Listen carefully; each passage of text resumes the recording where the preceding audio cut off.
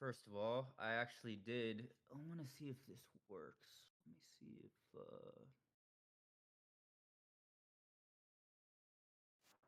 me see. Hey, what's up, Santi? How's it going? Hello.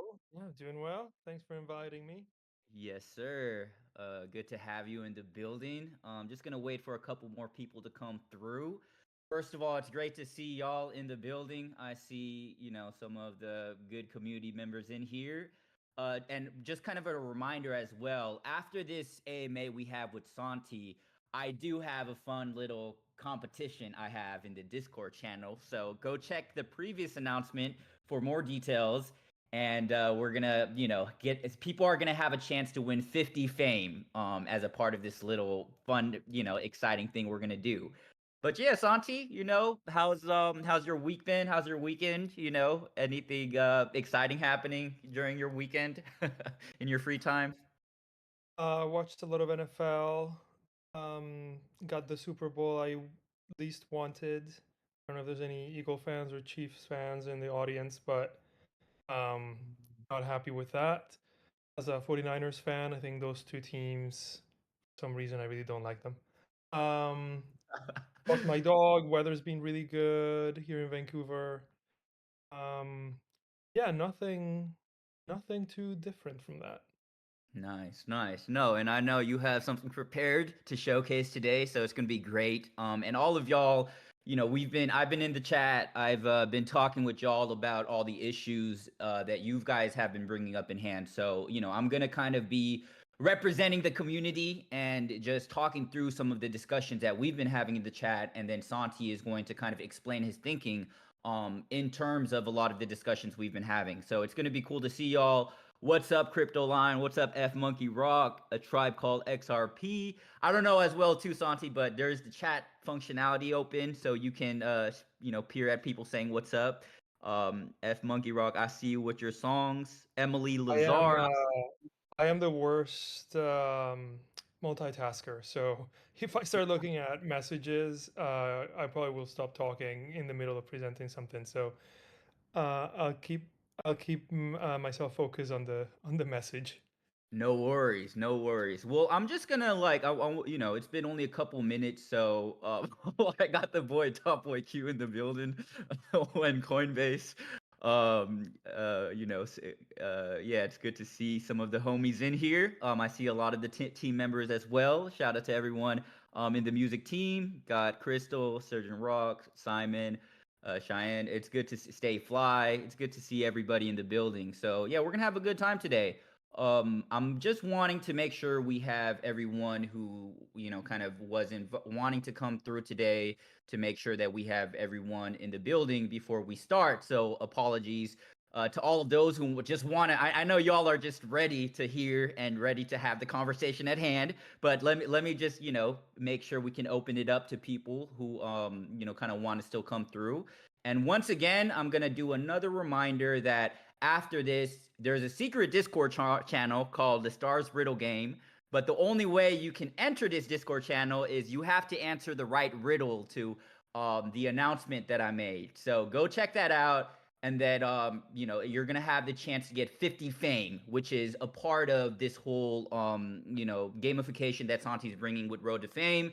But it's, there's some future ways that it's going to be utilized as well. So what's up, Bobby? That's a hilarious emoji. A robot clinic. I see you.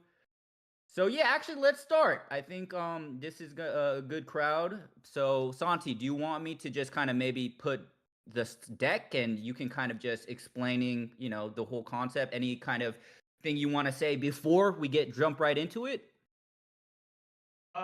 You can start sharing the deck, yeah, and just go to like the title page. So yeah, Yeah. probably easier if you drive. I've never shared a deck on Discord, so I don't even know how to do it. I got. Um, yeah, okay, good. So hopefully everyone can see that. It's quite small for me. Hold on. Oh, let me know too if y'all can see it. The only thing is, I wanna though, because I could Got it. do full screen, but then it covers my whole computer, and I also want to make sure I'm in tune with the chat. Because I like me and Santi were talking about this and preparing, and we want this to be a conversation as well. So, we're gonna kind of, as Santi's kind of sharing what he's presented, I also want to tap in with the chat and make sure we can kind of have all of these discussions out in the open. So that's gonna okay, great. Jeff says it's good. Ali says That it's is good. Yeah, fine. you should be good then, Santi. Yes, sir. I just blew up your window, so I can see it now. Okay, Nice. so the only kind of housekeeping and disclaimer before we get going is this is really early in terms of thinking, even though there's a lot that has gone into this strategic thinking. Um, but it really is sort of an internal proposal right now where we want to move towards. But I just want to be very clear, right, in terms of we're not making any promises. We're not signing up to delivering this at a specific date or anything like that. This is still very much being discussed internally, but in the spirit of bringing the community along, especially those people who have been so supportive of this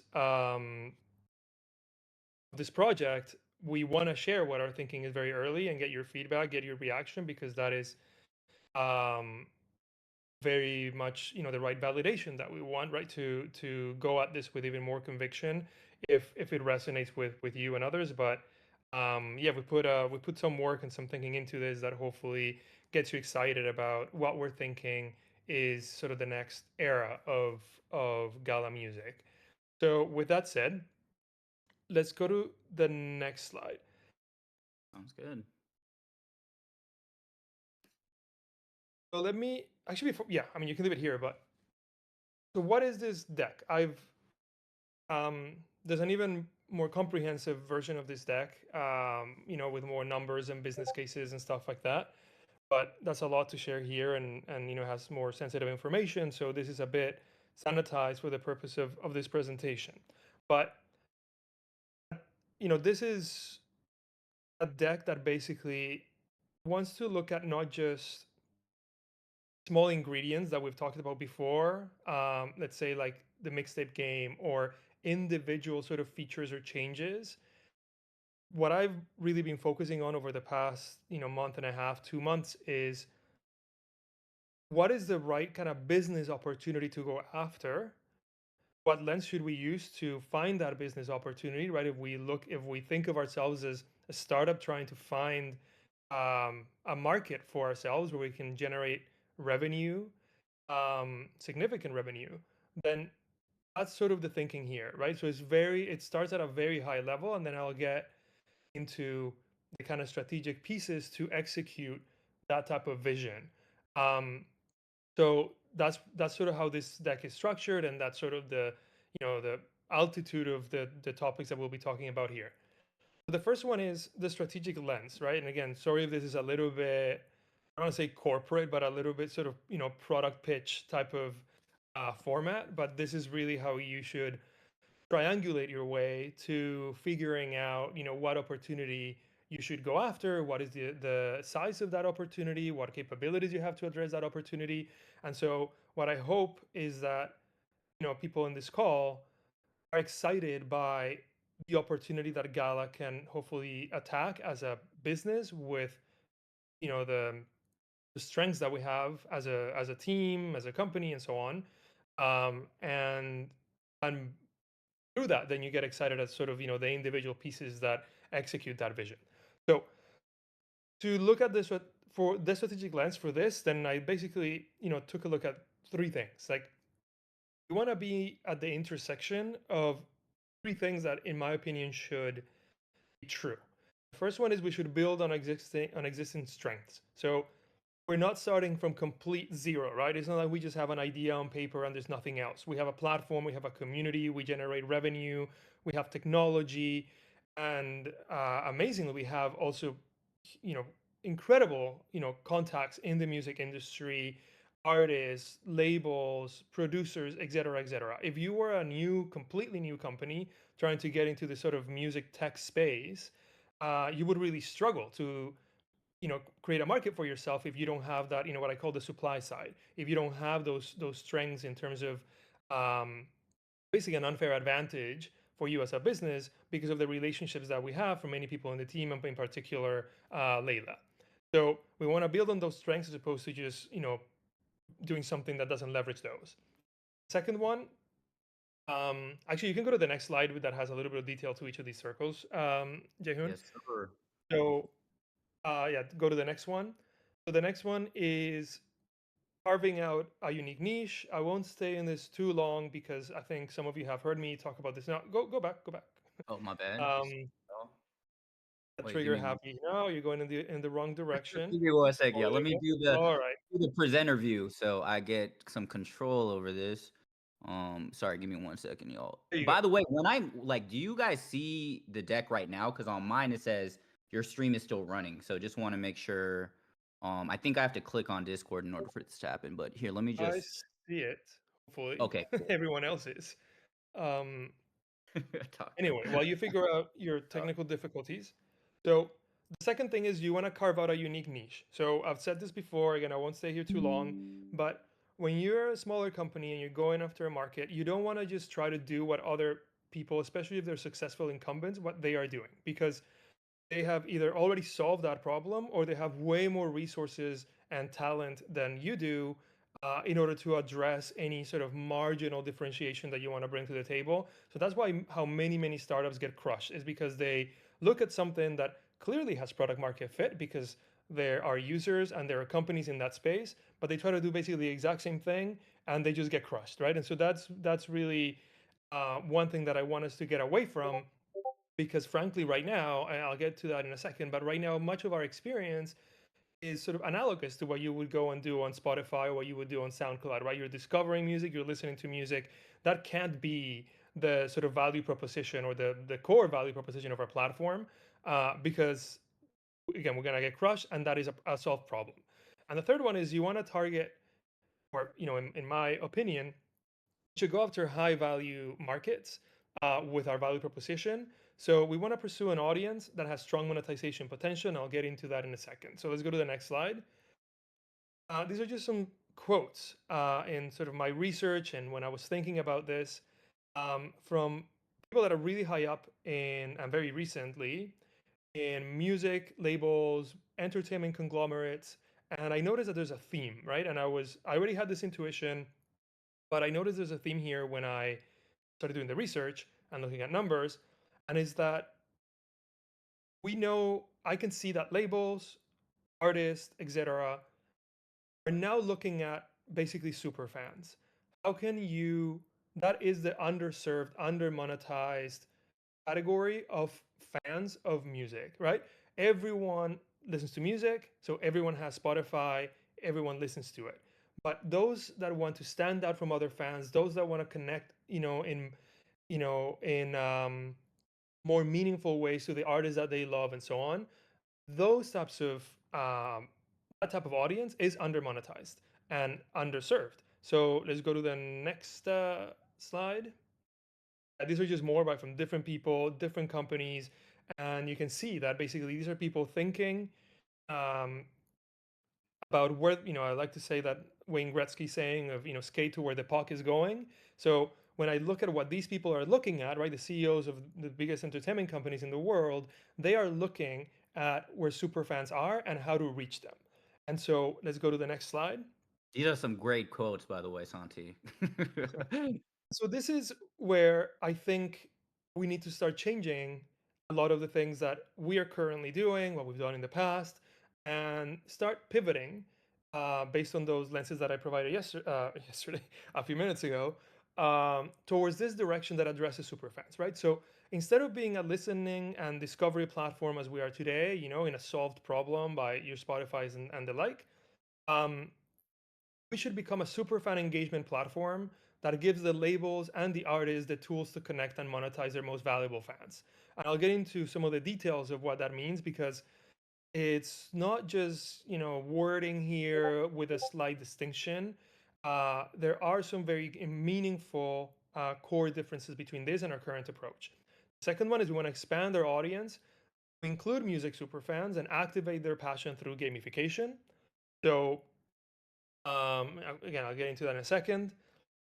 Another crucial one is We want to have a unified, targeted strategy that partners with artists who have a loyal fan base. That means is if we're going after super fans, we should really think about what artists have that type of following, have that type of fandom, because they basically the artists themselves are going to start doing a lot of the user acquisition for us, and they are going to see the value of our platform in reaching their fans. And we'll get into that in a second, but you can easily think about how, for example, in Korea, uh, in K-pop, this culture of how important fans are to discovering the next big thing, creating the next big thing, and having that really close connection to the artist is very much part of that culture, right? I almost wouldn't even have to be pitching this concept if I was there, because that is how it works.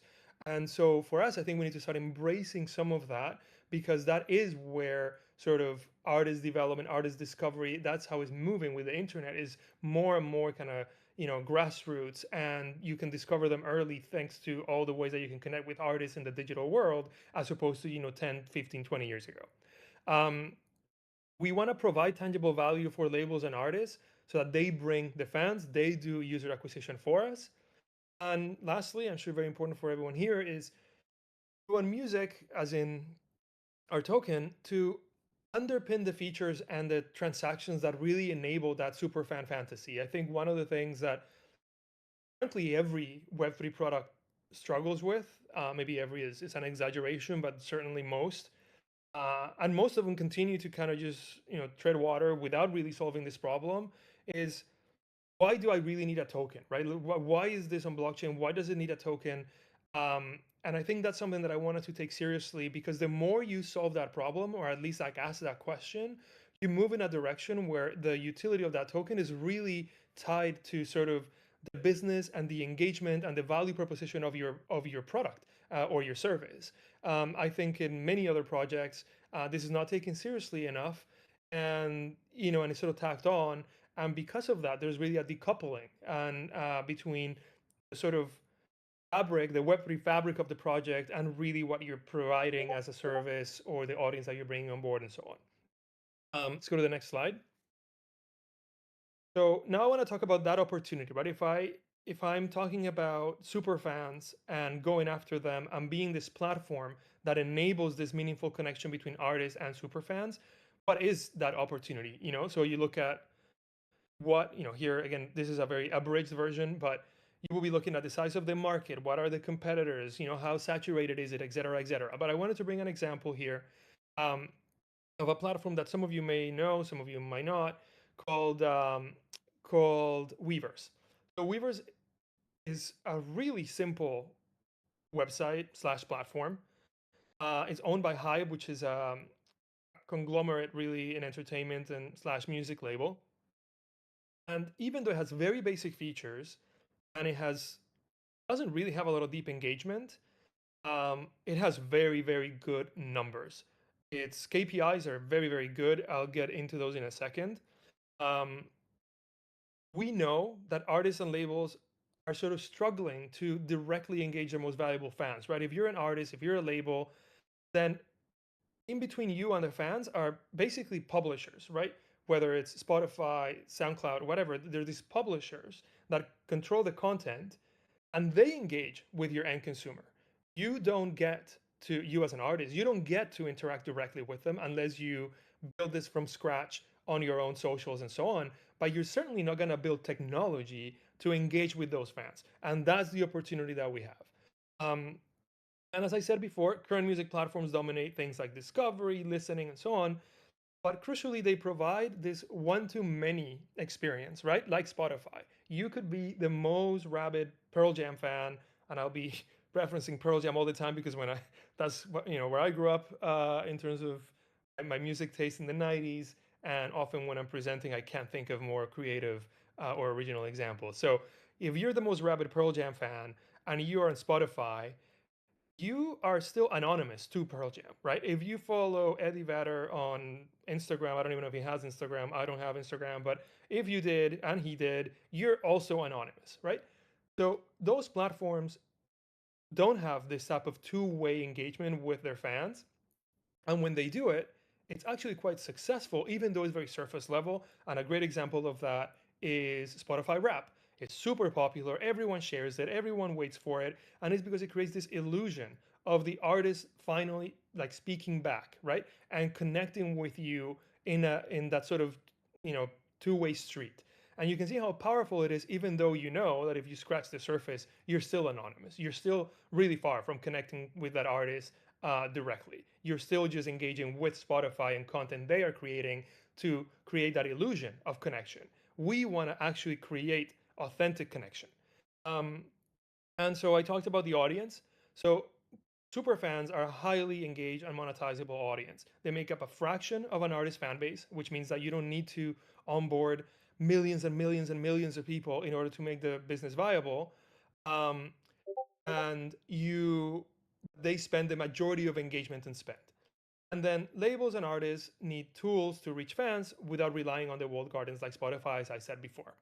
So let's go to the next slide. I think I have some kind of business. Yeah. So these are the KPIs of a platform like Weverse, and these numbers are actually pretty incredible. They have over 10 million monthly active users as of Q2 of 2024. Their average revenue per paying user is really high, again, which speaks to the kind of characteristic of super fans, is significantly higher than Gala Music, and it generates in just a quarter 150 million in revenue. I can't tie that directly exclusively just to Weavers. Hive is a publicly traded company, so they report on the different business units, but the business unit of which Weavers is the biggest component generates that much money, right? So these are numbers that are, if we can address this market and we can reach these numbers, and I don't see why we couldn't, this is light years ahead of where we currently are. And so it gives you a sense of like how much higher the ceiling of a business like what we have could be if we go in a direction similar to this. Um, you can anyway, yeah, that little caption there is from one of their earnings calls and just reports and analysis on the growth of this super fan sort of section of Hybe as a company. Let's go to the next slide.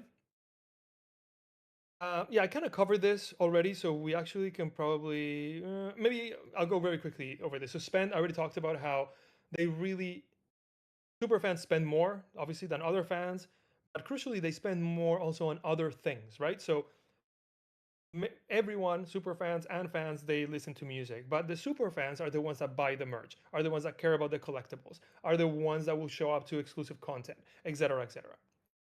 Another very important characteristic of superfans is their adoption of new technology. So for us, when we're going to have things that have to do with Web3, when it's a new platform, they need to learn new UX and so on. When you go after a very casual audience, they're they're much less willing to go through any friction to adopt whatever new thing you're giving them, right? And that's why people jump from hyper casual game to another hyper casual game, is because there's really no sort of affinity to a particular game, because there's not a lot of passion. They're just kind of killing time. So that those games lose a lot of players, and then they just spend a lot of money to get new players. But what I learned, or what proved right when I was making Top Shot at Dapper, is one of the reasons we went after sports fans is because we knew that sports fans over-index, and I put myself in that, their propensity to, again, use other technologies to complement their fandom. So, if you love the NFL, then chances are you play Madden, you maybe you place bets on DraftKings, you have your office fantasy pool or whatever, right? And the same applies to any sort of niche where there is passion. Those people will go above and beyond to take on new things if that complements their passion, if that scratches an itch that is currently not being scratched. And finally, in a world where attention and growth is really important, when you go after super fans, then they help really spread the word. They really help create organic growth. So they become a key part of the community as well. Next slide. And this sort of frames why we're doing some of the things that I'll talk about in a second, some of which you've heard about before.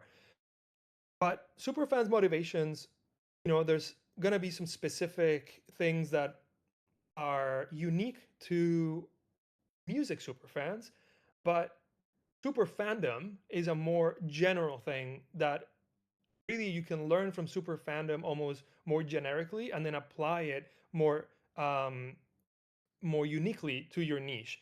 Because overall, what super fans want is one to stand out from others, want recognition as tastemakers, and again, this applies to whether you love music or you love food. Um, they and even sports, right? People that, as an authority, for example, people that love sports, they like making predictions in sports. And one of the reasons they like making predictions is because they want to be seen as an authority and knowing so much about the sport that they know how things are going to play out. That gives them a sense of status uh, in the world of kind of sports fandom. So all those things apply to music as well. Everyone likes exclusive rewards, right? Because they become sort of signaling and memory items that complement your fandom. And in music specifically, they really want that direct relationship to an artist. And I believe something that we can uniquely serve is this opportunity for fans, again, because we're going to create true direct connection, is for fans to shape an artist's career or have at least the opportunity to shape an artist's career. Next slide. And hey, Santi, before you go into the strategy aspect, I think one point that's been discussed with the community is why is it important to have music fans and people who want to engage from the fun aspect to it rather than like our current user base, right? A lot of it's a big crypto base, and a lot of times there's reward incentives that they have. Yeah. Like, why is it important to onboard a more mainstream audience? And I saw kind of what you were saying, Emily, in terms of wanting to know if the company Weverse as well is built on crypto. So yeah, if you could kind of touch on those 2 points, that would be great. What was the second point? Second question was basically like Weverse. She was asking if that company was built on crypto. No, it is not. So great question. And yeah, so let me address the first one Yeah. because in a way it's going to be the most important thing out of anything related to audience throughout this deck. So maybe now it's almost too obvious in my head, and that's why I didn't address it directly.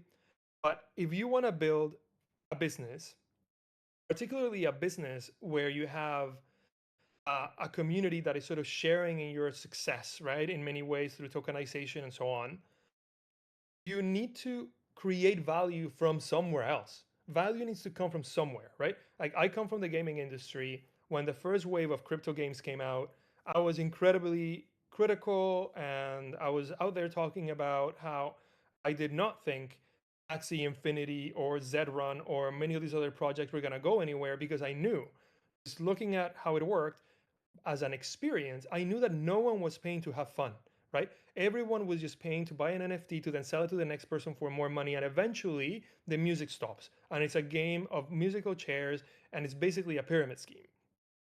Maybe those are harsh words, but I'm not saying that was the intention from the beginning, but that is ultimately what that model ends up being if you don't generate value from somewhere else. So, how does a game generate value?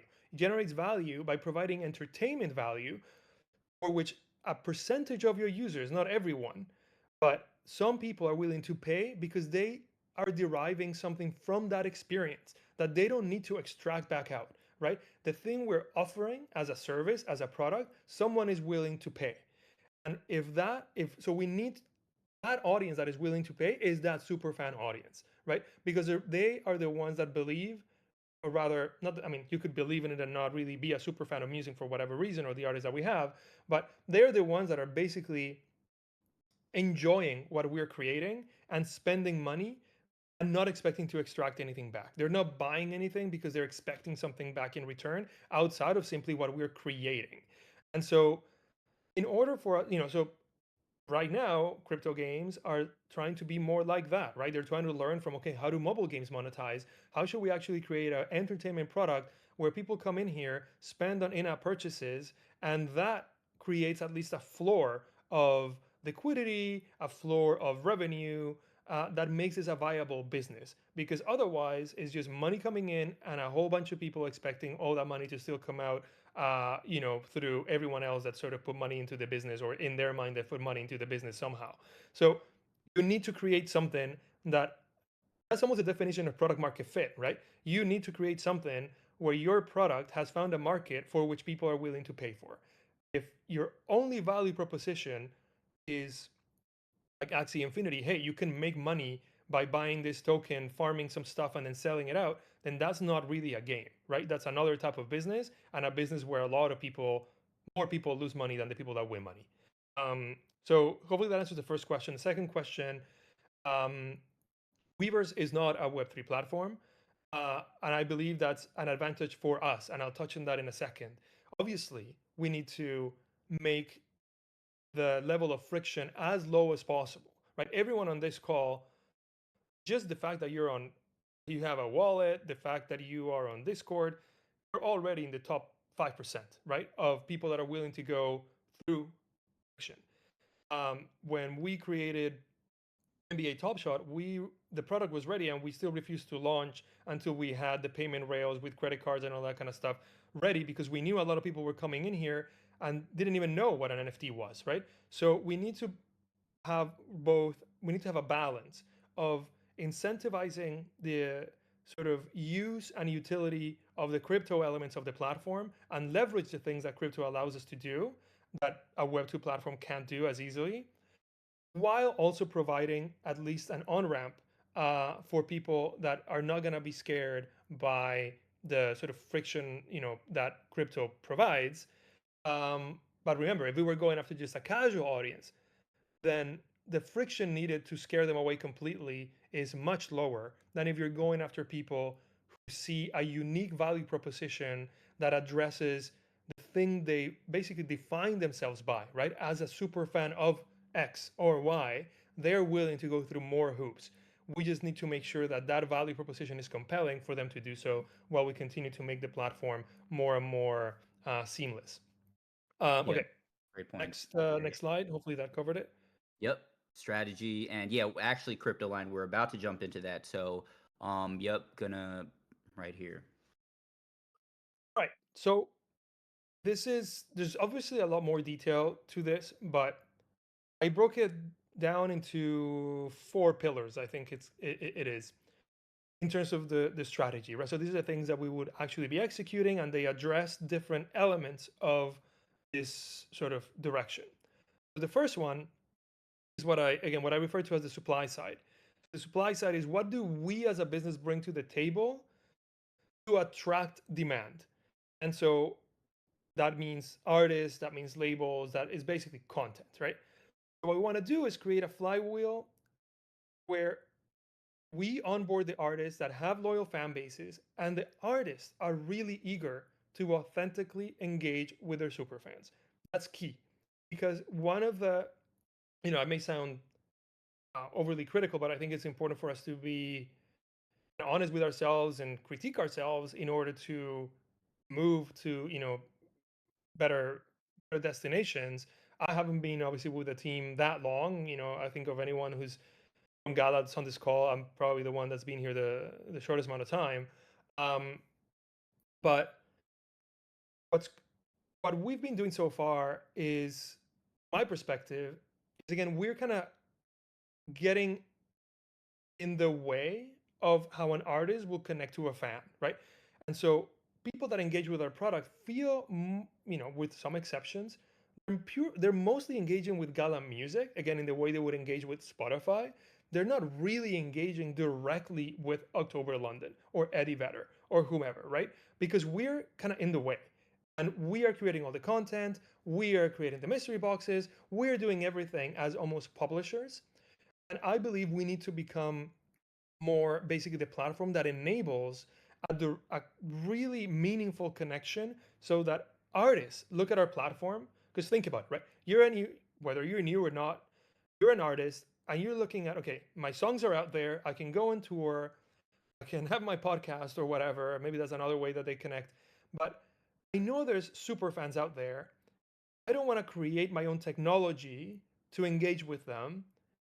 Who has a platform that allows me to use their technology with sort of white glove service, but for me to directly connect with my fans so that I can sell what I want to them, I can give away what I want to them, I can have very intimate AMAs with them when I want to, or like whatever it is, right? And we enable that, but it feels like it's the artist that is authentically kind of using this to connect with their fans, as opposed to you just engaging with Gala music. So that is, again, it sounds, I mean, maybe to many of you, it sounds like it's actually a huge shift. To me, it is. If it doesn't, it really is a big shift, because when it comes to super fandom, it's all about that authenticity, right? It's all about, oh my God, I'm actually like, this mystery box was actually put together, by October London, and she is the, like that is how it's being rolled out and so on. Like that is the kind of feeling that we want to create, right? We're just a platform that enables that connection, not the ones that are directly doing it.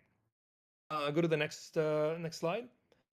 Um, I kind of talked about this already, but and it's pretty self-explanatory. But if you have the right artists bringing super fans, that drives organic growth.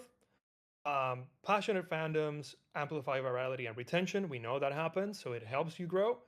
And when you have artists directly engaging with fans, it's going to deepen those connections, and that's going to help our platform become almost an essential part of any super fans um, sort of toolbox of how they pursue that passion.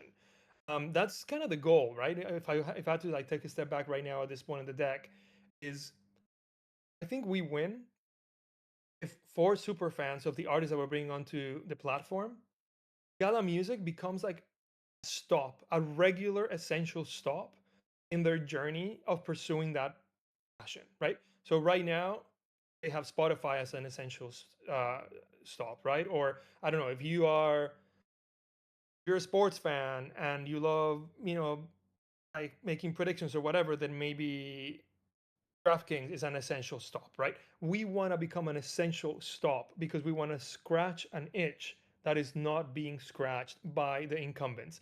And by doing that, those incumbents are not going to go there. And that's how you carve your own lane. And that's how you become $1 billion business. Okay, next slide. Yeah, we can. I mean, this is, again, you can kind of intuit this from what I've been talking about, but we want to be more deliberate about going, on onboarding artists that have a track record of having loyal, active super fans. We want to have a, make a bigger effort in going after genres that naturally have that characteristic, as I talked about K-pop. And crucially, we want to go after artists again who are engagement ready. They're almost looking for this, right? They're not tech savvy. They are becoming more popular. They see their fans just connecting with these publishers, and they want to like monetize them and engage them in meaningful ways, and they don't know how. That's the service we can provide to them. Next slide. Um, yeah, so this is now the next pillar. By the way, maybe actually, can you go back one slide, or would Yeah. that ruin the entire thing? Yeah. Nope. If you Got it. look at that screenshot on the right, that's from Weavers, and I just had that as an example. You can see there's, I think, yeah, you know where it says DM with your artist? That's a new feature that they added. And the reason I have that here is because it gives you a sense of the power of individual features in pursuing and achieving the goal of something like a Weavers or something like, what I'm pitching here. Um, the DM is simply a feature where you can talk to your artist in a DM, through a basically a a direct message. And just the introduction of that feature made all of their KPIs go up and up and up and up and up. Right? So it shows you that something actually quite simple, uh, because it scratches that itch of, oh, this is a connection I can have with an artist that I can't have anywhere else.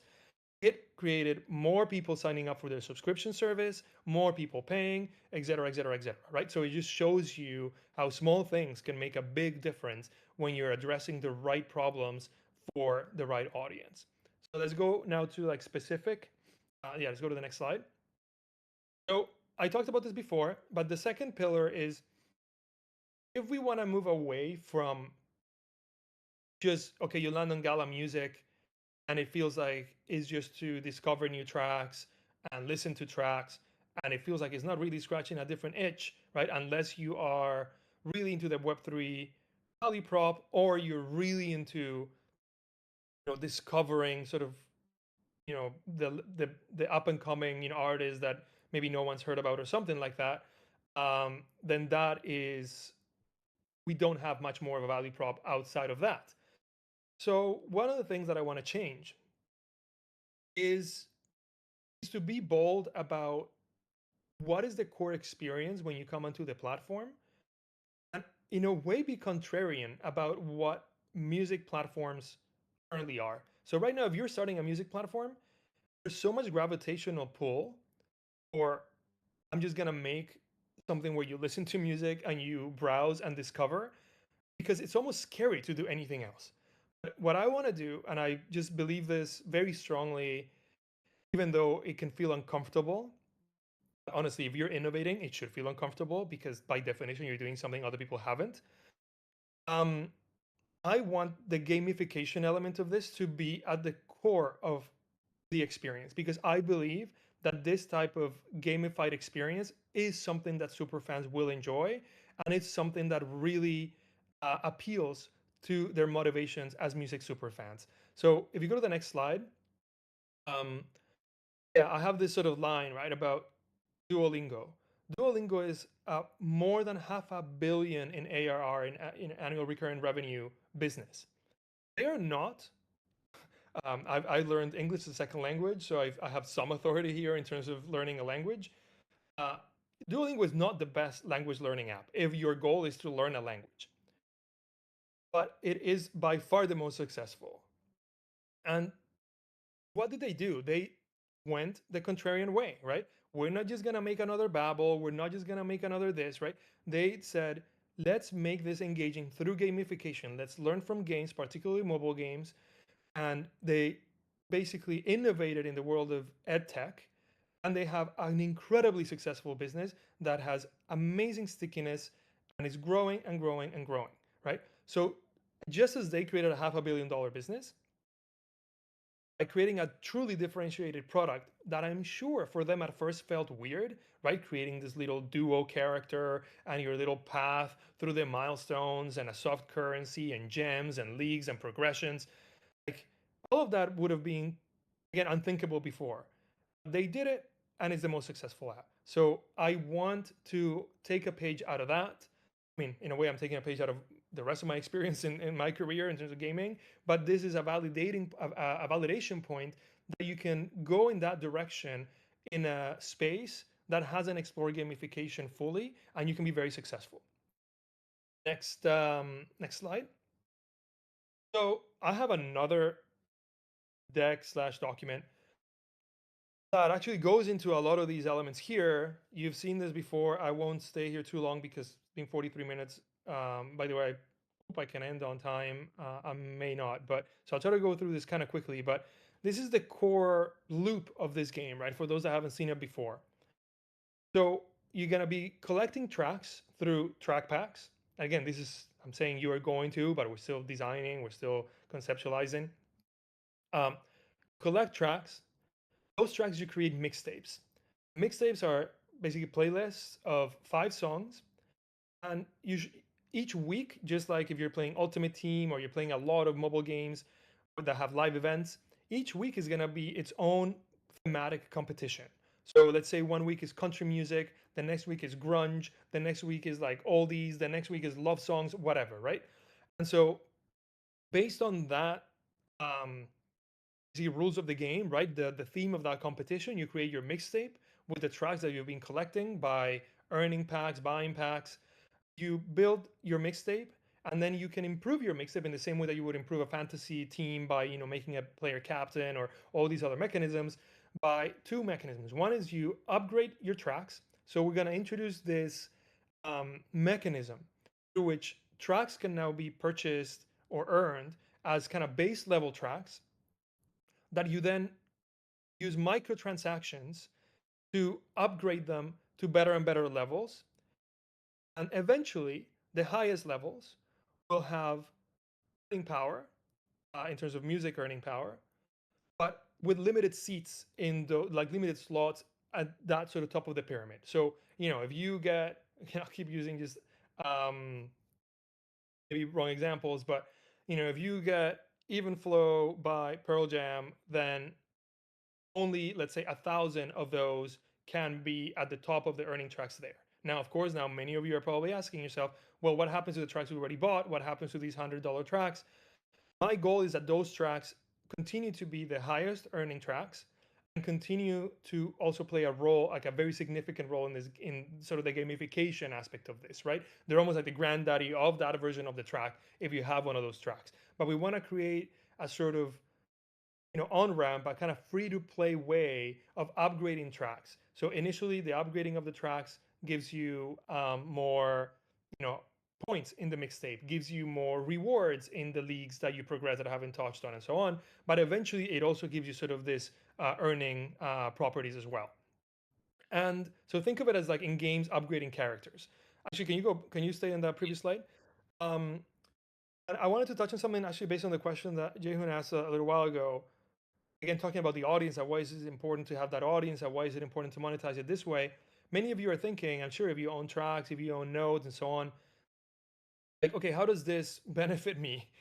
And the way this benefits you, hopefully, is is that the pie gets bigger, right? If this becomes a business where thousands, tens of thousands, hundreds of thousands of people are spending a tiny little bit of money just through this experience of, again, the way they do in Duolingo, um, then our the pie gets bigger, right? And then we can start thinking about how those that own tracks, those that have nodes, those that all these kinds of things, how do those people also see some of like benefit from the pie getting bigger, as opposed to us just finding ways by onboarding more people and so on, but slicing the pie in just kind of smaller and smaller parts. I think that's one of the challenges with some of these Web3 products, right? Is what to do with that was conflicting type of incentives. But if you have a business that, because of its sort of entertainment value prop, is generating the revenue, then now you have a lot more freedom to make that pie bigger and generate even more ways in which people can participate in the value creation of the platform.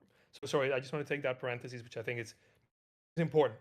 The progression of this is very similar to Ultimate Team, which is very similar to Duolingo, but basically you will earn these kind of, quote unquote fantasy points. And you go up the leagues based on how popular your mixtape is. Oh, by the way, you also make your mixtape, or you try to make your mixtape more popular by promoting your tracks on the platform. So right now, instead of having this kind of random trending, part of the platform just showing you some songs that are being listened to more, we want to kind of give almost like a center stage section on the UI, where if you own a track, you can spend a little bit of music, or you can spend a little bit of fame or whatever it is to promote a track for a certain period of time, so that it gets listened to not just by other players, but by even people that are just landing on the platform to listen to music as we get bigger and bigger, because artists are now bringing their fans onto the platform. And so you're basically putting your tracks front and center, right? You're promoting them. This is like a fantasy promoter kind of game.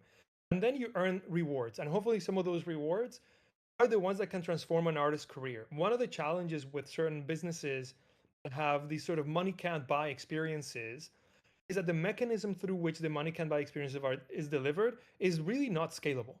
But one of the ways that we can really scale that type of experience is through the technology we already have, things like mystery boxes. So if you think of, there is an amazing money can buy thing where an up and coming artist that you love, you could get them a session with a really famous producer in in LA, or collaboration with Snoop, or like whatever.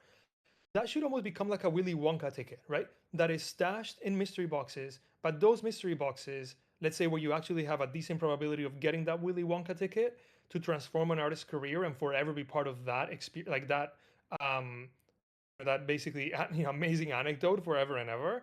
You have to do well in the mixtape game, because only in, let's say, Division 1, right, so the highest division, is where those reward mystery boxes have a probability of having that Willy Wonka ticket. So what you're doing here as an experience is you're monetizing the the passion, right? And you're engaging with the passion that people have, and they are pursuing these amazing kind of rewards that they can't get anywhere else. And imagine for a music fan, right? Like that would mean a lot, right? I put myself like, back in when I was, growing up, if I had had that opportunity to connect and sort of in this two-way street to an artist in a way that actually was meaningful to the artist, um, it would be priceless, right? And I would engage in a fun mechanic that gives me a better and better chance um, to get that reward. And along the way, I'm also getting all this recognition around being a tastemaker. I'm gaining status amongst other people that love music and want to become tastemakers. And that is sort of the main hook, right? So I really want Gala Music to, of course, is going to continue to be something where you can come and just listen passively to music. But I want the value prop to more boldly present this type of experience so that it creates the right retention and the right regularity that we want from our users that actually makes this a viable business. Next slide. Let's go to the next one actually, because this is just kind of summarizing the different monetization points here that I already covered. The third pillar. So the third pillar is a suite of features to optimize revenue and burn, right? What that means is we don't want to just be we want to provide tools and features not just to ourselves but to artists, right? So for them to use our technology to go after the super fans and monetize them, because again, then we are no longer the publishers. We're no longer the ones trying to acquire users. We now have artists, some of whom potentially have millions of fans, who are now directly going after those fans and bringing them onto our platform. So what things can we build? So you could think almost like a suite of features to supercharge how they can engage with those fans. And that's the kind of stuff that Weavers doesn't have, right? So the DM feature is one of these things.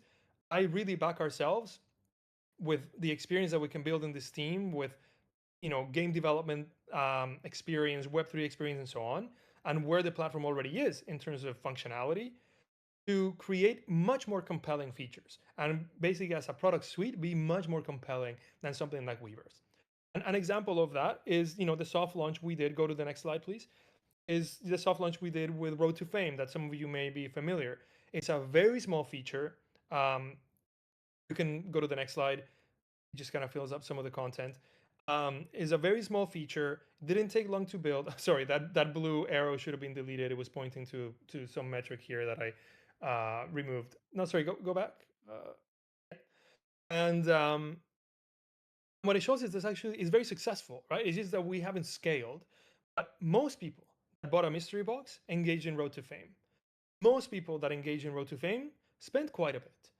And it increased, like basically almost doubled the amount of like per mystery box revenue just by having this fun, mechanic that was on theme, on brand, gamified, and so on. And so you can like we could think of so many more like this that are much more grounded on like a substantial sort of authentic connection between artists and fans that then those artists can leverage and they can't find that anywhere else.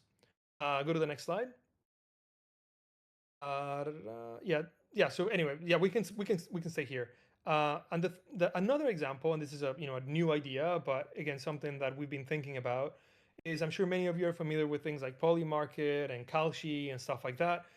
We have been playing around with the idea of having predictors, as part of our platform as well. If you look at some of these numbers, right, there's hundreds of thousands of dollars on music related markets inside of Kalshi. And this is in a platform that is basically music, it's agnostic to the thing that you care about, right? If you go to politics, it's even more money. If you go into sports, it's even more money. Um, so the advantage for us is that making predictions around outcomes that have to do with music is something superfans care about. So if we introduce similar features onto our platform, it not only generates sort of this type of volume, right, in terms of spend, but it actually scratches an itch around, becoming an authority and bragging rights that you actually don't get on something like Kalshi. Because in Kalshi, the user base is sort of, heterogeneous, right? Is is very differentiated, you're not sharing the same passion, so you don't care what other people think. But when you're surrounded by other people that love the same thing you do, you want to be seen as an authority, and that drives a lot more engagement and spend. So this is another like cool feature we're thinking about, to obviously, it requires a lot of legal conversations. And as I said at the beginning, this entire thing is currently just a proposal and and how we're thinking about pivoting. But it gives you a sense of things that we can leverage, where then an artist could come up with a market themselves, right? Like, hey, this question with these two outcomes, what do you think? And they promote it. They bring people onto our platform. People make predictions, and then prices get split and so on. So something that's kind of really exciting, and hopefully we can build something in this direction. The next one, I think I actually might finish on time. I'll go to the next slide. Is rethinking mystery boxes and tracks. So I kind of already talked about mystery boxes, right? Like right now, we as in Gala Music are using artists' content and then some of our content and creating mystery boxes to, and then hope to acquire users to come and get those mystery boxes. I believe we can do a much better job of making mystery boxes more and more compelling, both in what they can provide for the core loop of mixtape, but also the more the artists engage directly and use mystery boxes, then the more like amazing stuff is going to be in mystery boxes. And so the chase is going to be much more, much more like, you know, special here. So let's go to the next slide. Um, And finally is the subscription service here of Magic Moment Club, which is, I'm calling it that, but that doesn't mean that that's what it's going to be. But basically, things like Weavers and others, they have already looked at how to create subscription services for people to get exclusive access, unique content, and so on. And why? Because superfans are willing to pay a premium for that thing, right? So you can imagine a world where if you are a member of this club, then you get more, let's say you get better prices or more prices if you play the mixtape game. You get discounts. You get early access to new songs that are getting released, and you can buy an NFT of that song, like whatever it is, right? And that also provides like more sustainable revenue for us, that complements the more kind of dynamic in-app purchase type of revenue. And so we are already thinking of lots of things that almost like, again, magic moments that you could get if you're part of this club. And again, if you're a super fan, we believe we can convert, a percentage of those people to then create recurrent revenue for the platform. Um, is that the last slide? There's actually this one, but it's the same thing basically. So yeah, Yeah. yep, it's the same Yeah. thing. So yeah, Just, yeah. The last couple of things is just to touch on that Magic Moment Club again really leans into this idea of having this two-directional relationship, right? It's not just about creating magic moments for fans, but it's also like how can we be the platform where fans create magic moments for their fans, right? By again that sort of Willy Wonka type of chase and so on. yeah. Again, so there's a lot of other slides that are not there because they have just other information and more details, but that was quite a bit. Hopefully, it gives you a sense of a market opportunity that we are looking at, that we are already starting to build at least kind of prototypes around, and that hopefully a lot of us are very excited about that direction, and hopefully most of you, if not all of you, feel the same way. And yeah, thank you for your time, and happy to take more questions, or I don't know what you've been reading on the chat, Jehun, if you Yeah, want to yeah, I have a few more wanted to minutes. just, yeah, be able to just touch on some of the conversations that's being had. And first of all, just to kind of touch too on the whole, bringing in a mainstream audience. That's not to say that we're not focused on the crypto angle of this as well, right? Like I think part of your point is also like how they feed into each other. Like people are gonna to see if this is a vision that makes sense on kind of that wider scale. So, there was kind of some chatter around that after you spoke to it. But I think the one thing that a lot the community has really been discussing is the idea of DSPs being kind of added into tracks. So I've already kind of given you the context, Santi, and a lot of the people here already kind of know was part of the tech back then. And there's some good points raised in regard to that. For instance, right now, just because we don't have like Emily, you kind of mentioned it before in terms of how people are kind of gaming the system. Like, because we don't really have people being able to, a lot of listeners to really make that are music fans that are looking for the best quality music. A lot of times right now, there's a lot of people who have that reward incentive mindset. So they're looking to game the system and whatnot. And also, it does help with the idea of the success being beyond the platform. But yeah, Santi, just kind of wanted you to talk through that because there was some, I've kind of seen the digestion of kind of that idea and the processing you've done through it. So it'd be great to share that aspect to kind of the crowd. And there's a bunch of other things, guys. So give me some time. I want to try to hit through all of them as quick as possible, just so we can really be concise about this. But yeah, Santi, yeah, just to kind of address that DSP question. I think the DSP question is, this is something I need to do more thinking around, right, and understand. As I said, that when I joined, that already didn't exist, but it existed before, and there probably are, pros and cons to both. I think the main thing that I hear is, look, if the pie is not getting bigger, then you're just creating, smaller and smaller slices, right? So to me, I think the more we can tie the narrative of you being tied to the success of an artist even beyond the platform, I think that's a good thing.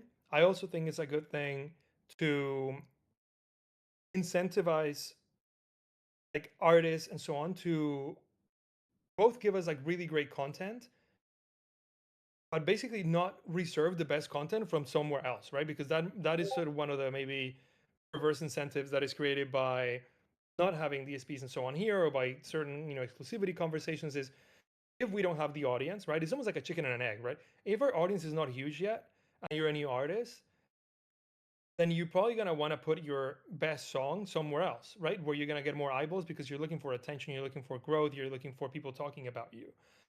And then we would get other stuff. What we want to be is we want to be that prime destination where we bring in the audience and you actually want to release the best things on our platform, right? And so with a lot more people listening to the content here, because there will be more incentives for artists to bring their songs onto this platform first, um, then the DSP thing becomes actually less and less important in a way, right? I understand there's many other reasons for why it is good to start counting those. But again, if we don't grow the pie, I'm still not convinced as to how that actually generates, sort of, that doesn't seem like is a rising tide that lifts all boats. It just feels like you're counting information, but still splitting it up in a way where that distribution is not, um, can't be any bigger, right? So I need to talk to other people in the company who are much smarter than I am when it comes to that. But of course, it's something that we will think about and we will make the best decision for in growing that pie and for everyone to benefit from owning tracks. Yep, exactly. Yeah. And one thing to address too, Emily, you're mentioning that that's kind of an issue that as more tracks are minted, that rewards get diluted. And that was kind of the current system that was inherited. But a part of kind of that last update that was made kind of helped to address that because as more people are purchasing tracks, there's more kind of music that's given out since now with the new dynamic emission model, there's like the amount of music given out every day is determined by how much people participate in it. So yeah, and second is in terms of and yeah, button pusher makes a good point around that. Second is how could we like just like how could this new system and just the thoughts that you have in terms help node owners within our ecosystem, just because just to give everyone some context, there was kind of a big amount of nodes that was sold right from the get-go, and now node owners are not really receiving that much rewards based on that. So yeah, just kind of wanted to for you to kind of address something like how it's been a part of your thinking in terms of with this new system that you're building. Yeah, I think. that is almost now getting into the tactics, right? And the details of, let's say we go in this direction and you look at the strategic pillars, and that's when we start looking at, all right, so we have people that own, again, that's kind of, I kind of went through it very quickly, but and it was a very half-baked thought when I said, if we create base level tracks that are, free or really low price and they come in packs and so on, of course we need to acknowledge that other people have bought. I mean, we continue to sell the sort of, premium $100, limited edition tracks. We can't just ignore that, right? So we need to think about, how do those people become, how do we make owning those tracks even more compelling, right? So what role do they play in mixtape? What role do they play in sort of the ecosystem of other tracks, or, quote unquote, like copies of that same track, from the base level upwards? And that I don't have solution yet, not because there isn't one, but because there's probably so many good ideas that we could come up with as to what is the role of those $100 tracks in this new world. And the same thing applies to the nodes, right? So we can't ignore that people have nodes. We can't ignore that that is part of our Web3 value prop. And so I don't have, I wish I already had, hey, we're doing A, B, and C, and hopefully you're really happy about that. Instead, this is really a conversation and more of, hey, in this strategy, um, what could we, the next step is to look at that. What should node owners, get? What role should they play? What special, what perks should they get in the mixtape game? What, how can, I don't know, what role can they play in this sort of now much larger community that now the vast majority of people are not going to be node owners because they are just, Web 2 super fans and so on, right? So the surface area for inspiration there to come up with the right um, decision and tactics around nodes is just there for us to explore and come up with the right things. But what I promise you is that we wouldn't ignore that that is a thing, and that it's part of sort of the fabric and, the pillars of this as a Web3 business, that we want to continue to make it very attractive and reward people who have, basically supported the business in that way from the beginning. Yeah, yeah, and one more thing to mention too, just because I'm seeing some of the comments is, I think that thing that you mentioned, Santi, in terms of the platform needing to create value is, you look at our current situation. When the platform launched, it was like, you're gonna basically, most of the purchases was in music too, and if you get this track in music, you're gonna get this amount back within this amount of time. So, a lot of people are going to want to take that opportunity. It was very generous at that time too.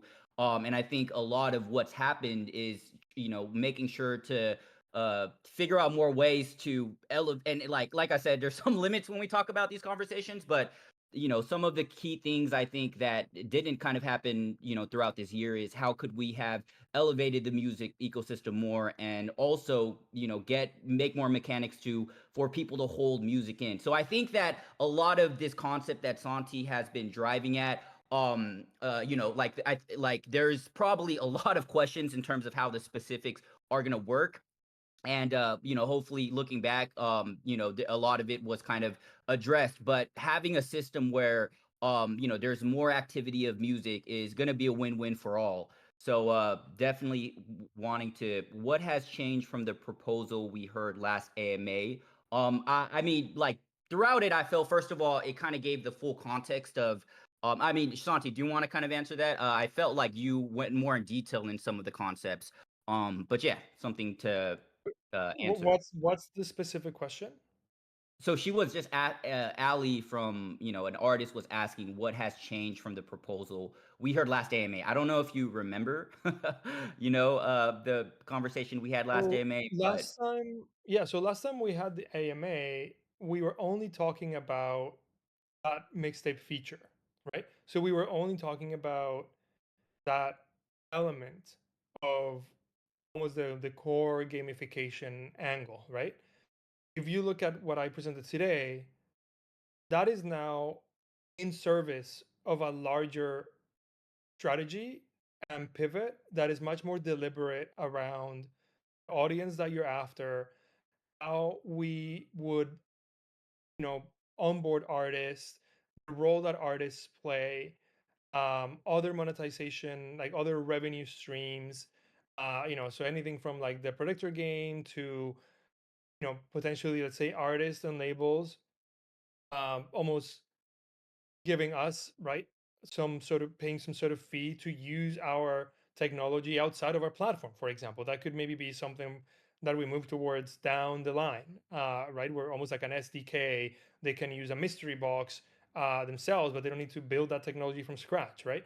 um, but yeah, crucially, I think that entire like supply side focus and a very sharp focus around like super fans and what they want is not something we had talked about before. Before, we basically just talked about the mixtape concept, maybe in more detail around that concept. I can't remember, but certainly now is that's just like a piece, right? A very important piece, but just a piece in service of a bigger kind of vision. Yeah, yeah. One question that Earthlings Music has is how does an artist scale their brand with this new proposed system? And real quick, Dark Magic, I did look into that issue with the whole 100 Gala, fee that happened. But right now, Gala Music is a part of Gala, and Gala is it's still kind of take, uh we're just in the subdivision within it, so it's not really a decision that our team made. It's more of like a decision the platform team has made. So I have been trying to advocate on our behalf, but yeah, it was kind of like a clear decision made from that part. But yeah. Anyway, Santi, that question that Earthlings Music made around how does an artist scale their brand with this new proposed system? How do an artist scale their brand? Yeah, basically they're asking how does an artist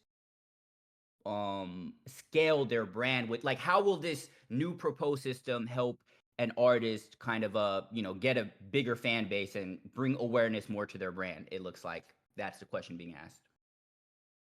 Um, well, I mean, if that, I guess if the presentation didn't answer that question, then I didn't do a good enough job. Uh, think about it, right? So an artist right now, they can only really engage directly with their fans, either in person at a concert or through their socials, right? So brand is a very, kind of big thing to say in the sense that you develop a brand in many ways, right? Through your songs, if you get awards, if you get nominated, if another famous person talks about you, if you are involved in some um, controversial thing in real life, like whatever, right? That builds your brand, lowers your brand. There's many, many ways that that happens.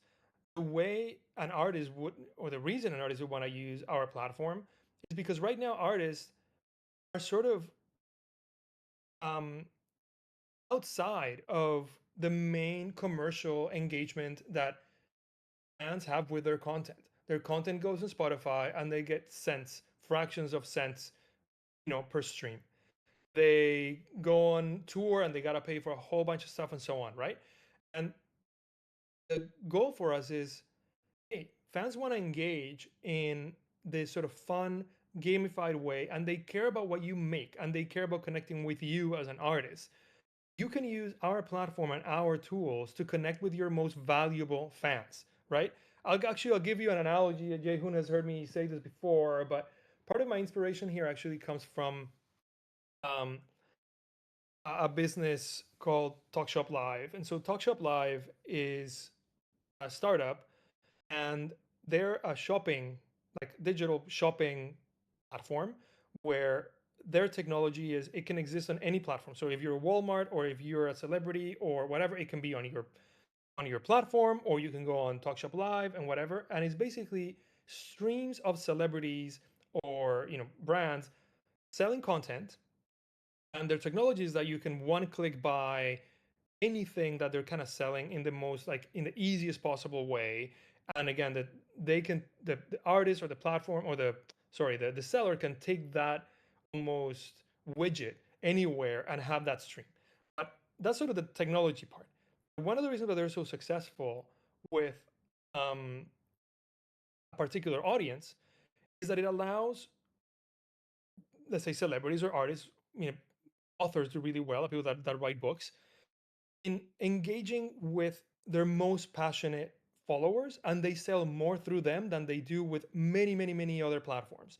So, for example, I'm a big Matthew McConaughey like fan as an actor, and he went on the platform for like an hour, right? And it's really casual, really intimate. You could just join the stream. I can't remember where I joined it, and I asked a question on the chat, just like you guys have been, and he read, or the person that was there with him read it, asked him the question, and he answered my question for like 20 minutes. And I ended up buying his book, and the book came, and it was signed. And me buying that book, I remember that because it was an experience, right? The book now reminds me of that sort of moment I shared with Matthew McConaughey, as opposed to if I had just gone to a store or ordered on Amazon, right? The book itself is the same. I mean, it has a signature, but other than that, is the same, right?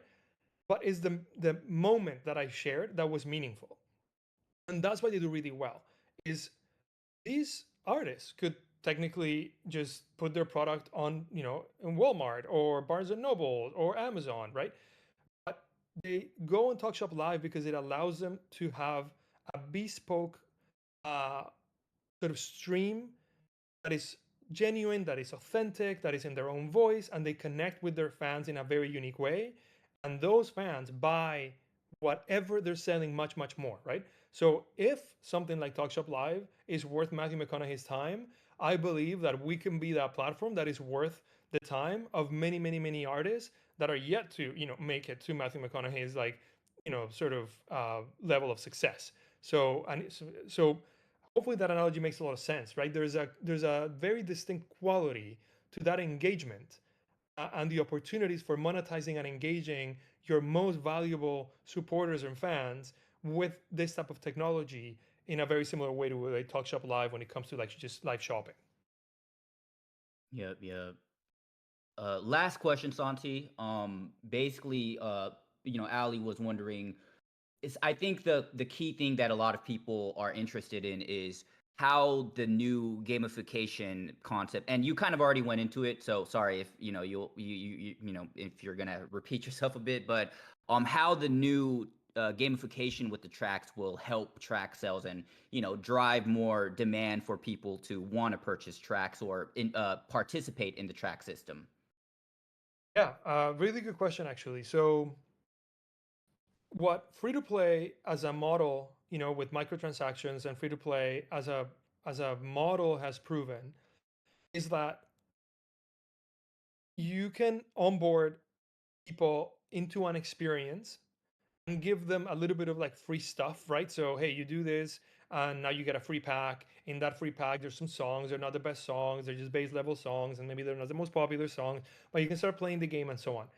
If the experience hooks you, and those people that, if you had asked them earlier, hey, will you spend $10 on a pack? Will you do this? They're always going to say no, and they don't. If you just basically create a premium um, model where you have to pay in order to play right away, most people just don't go through that hoop, and you never really convert them.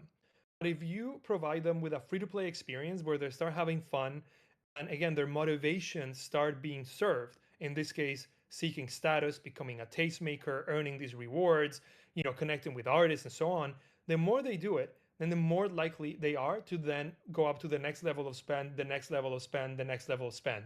So if we are successful at creating the right product, then I can imagine that people who are Web2 music super fans come in, are not planning on spending anything, then they will start spending on maybe only some of the soft currency like fame on some packs, and then they'll notice like, oh, if all I do is spend with fame, like it doesn't give me the best experience, it doesn't give me the best packs, it doesn't give me the best ability to promote my tracks and so on. So now I'm gonna start buying a little bit of music or spending a little bit of music, or maybe I use fiat or whatever, right? And then they'll be like, oh, like I got this track. I love this track, but man, even if I upgrade it to the very top, it's not quite the level of the $100 tracks. So again, the constant sort of seeking of status and recognition, people habituate to their current level of spend, and then they start spending more to achieve more, to continue to kind of grow their status and recognition in the experience that you're providing. So I would expect that the demand for a lot of these things that we already have on the platform, if we're successful, will go up. Yeah, and like I would definitely check out the Road to Fame kind of aspect. There's been some interesting data that's been revealed in terms of people who purchase mystery box. There's actually a pretty good conversion with the people who kind of go into the Road to Fame journey, and so a lot of testing's kind of been done around some of these new concepts that's been brought to life on the platform. So yeah, I think Eladrin, basically Santi was mentioning that first of all, in terms of creating a proposition where it's easy to show an artist like, hey, this is kind of like a fun new way for fans to collect your tracks and participate almost in a game it's going to make it easier for us to figure out the best deals to make with artists to kind of bring them on board. And second, in terms of like I said, it's a like in terms of the music ecosystem and the ways we can show to strengthen that utility, that will help tracks to be more viable at the end of the day. And so yeah, there's more details that go into this. But and one thing I know that just we've had so much conversations here, and not everyone is going to agree on the direction that's going to happen, and that's fine. I think that it's always great to have a wide perspective, just various perspectives as we continue to go down this road. But one of the kind of importance of this check-in almost is to make sure, one, to share the thinking and to continue to have discussions around it. I really love this community. A lot of passionate folks. I know some of y'all, we've gone back and forth, and it gets heated sometimes. And I actually love the spice that happens. It makes it fun. I've seen other Web3 discords. It's not as lively as this. Y'all are an extremely fun bunch. And I know that there's some people who seem to like it, some people who see kind of issues that are brought up. But there's a lot of there's a lot of directions that can go. And one thing that I've just learned working with Santi is just the experience that's brought in building a product. And I'm really happy that you're bringing that to the table for us, Santi. So just kind of wanted to finish off with that. And I got the new what's it called, the community riddle that we're gonna have. So anybody who wants to participate, y'all gotta find, just DM in the general music and be like me, because I don't have the bandwidth. Like, it's gonna be hard for me to find everyone who did the emoji. So anyone who's not already in that secret Discord channel, say me and I'll include you in. uh so yeah, guys, hopefully let's have more of this. Is there a plan to license large catalogs of music to the only problem with when it comes to that's what I was trying to mention, is this is the foundation of the system that was kind of inherited, right? Like, let's say we onboarded 1 million tracks to our platform, then everyone's earnings will be diluted. So it's not like our platform is a bit nuanced, and I think Santi is really thinking part of what he's been mentioning is really targeting those super fans and really targeting those artists who can bring those super fans to the base. But anyways, I'm so sorry. I know there's so much questions happening, but it's been an hour and 23 minutes. I've tried to really hit on the points that we've been talking about here. I know Santi's gonna be jumping in, explaining his thinking as we go along in this adventure. And so yeah, appreciate y'all. Just at the very least, I think it's better for y'all to kind of gauge where we're, just us talking and in person, because otherwise with the behind the scenes stuff, you guys might not know there is stuff cooking up that we can't even talk about, at times, and things, projects that could have been exciting that fell through. But I'm gonna be doing my best on my end to keep communication between all of us, and just trying to figure out the road forward with this all at the end of the day. So it's not an either or at all. It's not an either or at all, Ali. But in terms of the whole DSP's issues, like, I think, yeah, and then the exclusivity bonus, something that's definitely being addressed. But Mr. Man Bear Pig, Gingerbread Man, you guys already know. Mr. Man Bear Pig, by the way, you Thanks, Enrique, for this AMA to keep quiet. I didn't understand what you meant by that, average Joe, but I'm still gonna be here. So we're gonna about to go into the game. Santi, I appreciate you coming through, my man. No Once problem. again, yes, Thanks sir. all. And so Bye. now to the people who are remaining, we are about to do the riddle game. Anyone who does not want to participate, y'all are free to leave. But I am about to ping the stars so we can have fun. Starting, I'm gonna give y'all like 2 minutes just so I can make sure I can add everyone. Say me